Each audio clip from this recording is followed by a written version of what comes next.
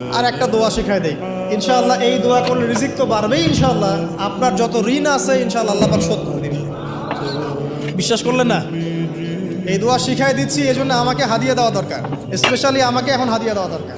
গুরুত্বপূর্ণ দোয়া শিখাই দিচ্ছি। আলী রাদিয়াল্লাহু আনহু বলেছেন, কোনো ব্যক্তির যদি পাহাড়ের সমানও ঋণ থাকে, এই দোয়া যদি আমল করে আল্লাহ পাক ওই ঋণও শোধ করে দিবেন ইনশাআল্লাহ। দোয়াটা হচ্ছে আল্লাহুম্মা ইকফিনি বিহালালিকা আন হারামিকা ওয়া আগনিনি বিফদলিকা আম্মান সিওয়াকা।